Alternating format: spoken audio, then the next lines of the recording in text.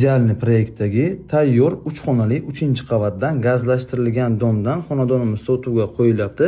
Kadastr hujjatlari chiqqan. Ko'rib turgan xonadonimiz mehmonxona qismi edi. Alohida ochiq balkonlarga ega. Umumiy maydonimiz 85 metr kvadrat. Joylashgan lokatsiyamiz esa Sharq 1 Al-Maktumni oldida joylashgan. Asosiy kiraversh eshiklardan kirib kelishimiz bilan kattagina prixoshka qismimiz. O'ng tomonimizda ko'rsatib o'tgan mehmonxona edi. Bu tomonda esa ikkinchi xonamiz. Yorqin ranglardan foydalanganlar xonadonimiz ta'mirida. Ko'rishlaringiz mumkin. Ikkinchi xonamiz 2 qavatli plastronlar, qandillar hamda parda, oyoqdagi gilamlarni ham to'shab qo'yganlar. Oq rangdagi bejirim eshiklardan foydalangan ekanlar. Bu yerda xonadonimizning 3-xonasi. Kvartiramiz pachka holatda. Ko'rishlaringiz mumkin. 2 tomonlama proyektdagi 3 xonali 3-qavatda joylashgan.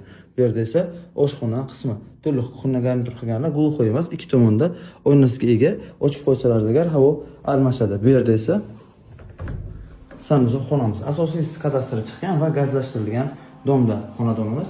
Lokatsiyasini aytib o'tdim. Sharq 1 Al-Maktumni oldida joylashgan. 3-qavatli bo'lishiga qaramasdan domimizda liftdan bor ishlab turibdi.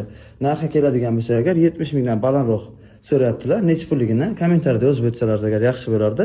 Kvartiramiz yoqqan bo'lsa agar pastki raqamlar bog'lanib kelib ko'rishlaringiz mumkin. Mana shunaqa chiroyli uylarni o'tkazib yubormaslik uchun bizga obuna bo'lib, like bosishlaringizdan chiqmasin.